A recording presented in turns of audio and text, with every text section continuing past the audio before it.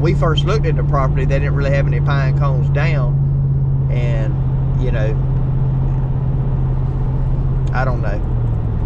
I guess I didn't ask enough questions. What's up, YouTube family? Gerald Greenlee here with Clean & Green Lawn Service in beautiful South Georgia. A little bit overcast today. Rain's supposed to come in. Oh, I think about 10 o'clock, 11 o'clock this morning. Today, tomorrow, Thursday. I got one new property that I went and done one time. If that property gets wet, I won't be able to cut it like Friday or Saturday. And I'm supposed to have a fishing tournament Saturday, but the weather's so bad, wind's gonna be so bad, club's looking at canceling it. They'll make a decision on that, I think, today or tomorrow. So I tell you, man, the weather's just relentless on us here, it seems to be. I'm just by myself today. All I'm gonna do is run out and I'm gonna cut this one, and this is one I'm still kind of getting used to, you know, figuring out exactly you know, how we need to do everything, what's the best way to do everything, you might say. So Elro had somewhere to go this morning, and I didn't even know if I was gonna go out. I said, well, if I wake up and it ain't raining and I think I got time to get out there and get it, I'm gonna try to get it done. So it's one of those kind of deals. I didn't even bring my charger with me. Seems to be the story of my life now on this charger deal. But I didn't charge the GoPro last night. It's got like 40%, I think, or something.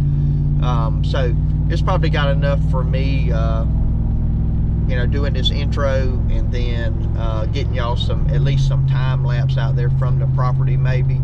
And if I have to, I can do my, I can do the closing after I take it back and charge it. So not no big deal. I'm gonna try to get maybe just a little bit of get a little bit of time lapse or something. They're trying to get back into the driveway here, working on that house over there. Looks like they got it. So it's tough backing in off this road, man. This road is busy. I'm glad that's him, not me. I actually know that guy. His brother owns a bunch of rental houses. In fact, we cut some of them. And he does all the renovation of them, man. He'll get old rundown property and he'll go in there and gut that thing out, man, make a beautiful place out of it. Really does a really good job with that. So anyway, that's my new beat, man. It ain't really new because I've been doing it a long time, but get over here, see what this thing looks like, man. Check back with y'all in a minute.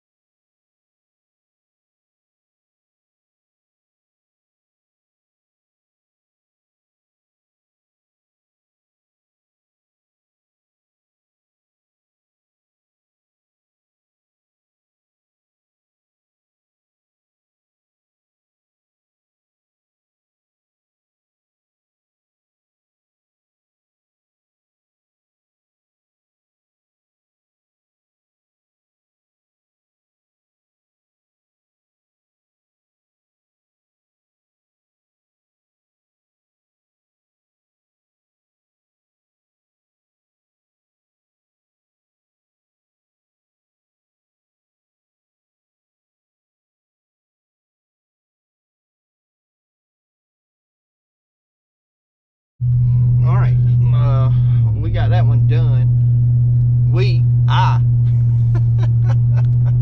That's about 3-acre property. Got some kind of, I don't know what that is growing in it, some kind of grass, or if that's a weed or what it is. It's a centipede irrigated lawn. I need to follow up with the guy. I'm supposed to be fertilizing it. I mean, that's what he mentioned, but just to make sure he still wants me to do that. And I think over the course of the season, you know, that lawn will look better and better.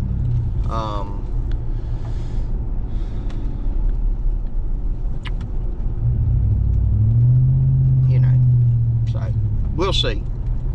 He's been, you know, he's kind of, I don't really know what he wants. I don't even think he looks at estimates when you send them. He just says, yeah, come do it. So, just you know, because of a couple of conversations we've had. I mean, I don't care as long as I get paid, but and I don't think I have no trouble with him paying me. I'm not saying that, but you know, I like to be on the same page with people. I want you to know, hey, here's what I'm gonna do, and here's, you know, what you paying for it, and here's when you're supposed to pay it, you know, all that kind of good stuff. So anyway,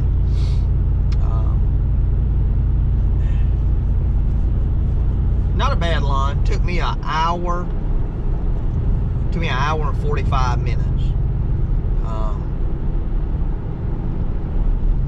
You know, just to edge, trim, cut, blow off. It's got a pool out back. You've seen the two sides I did, and then of course you got the pool and some more backyard that has to be cut behind the house.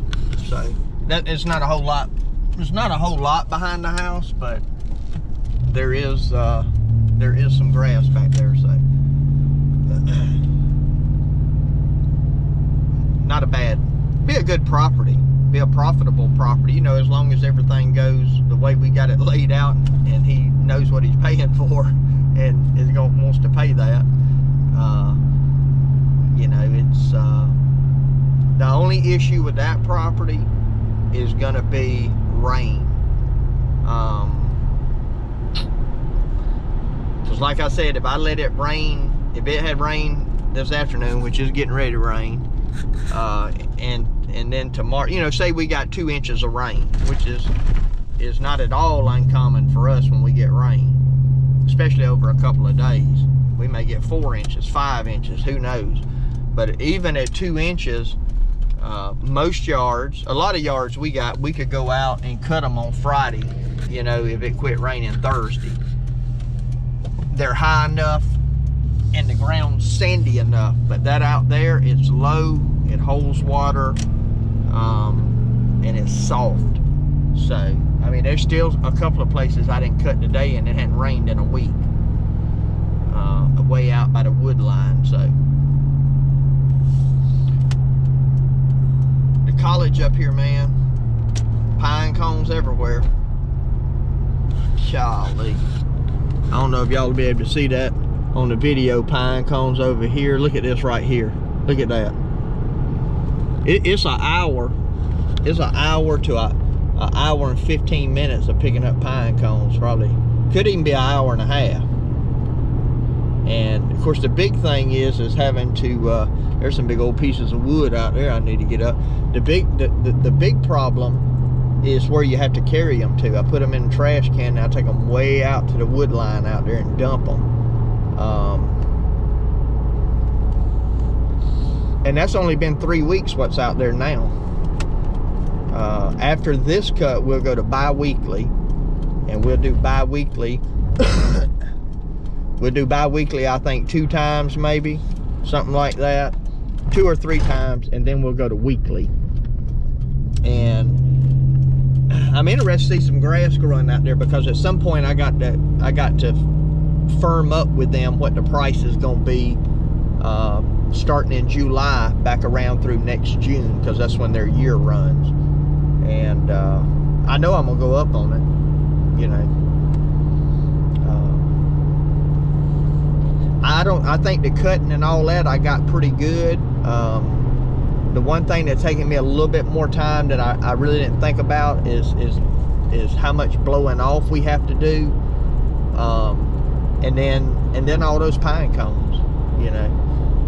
I mean, we cut places that have pine trees, and you go in there and you take the trash can that I got and you fill it up with pine cones one time. Takes 10 minutes, you know, that's just part of the cut. This place out here, you can fill up that trash can 10 or 12 times. So, and some old big pine cones. And when we first looked at the property, they didn't really have any pine cones down. And, you know, I don't know. I guess I didn't ask enough questions.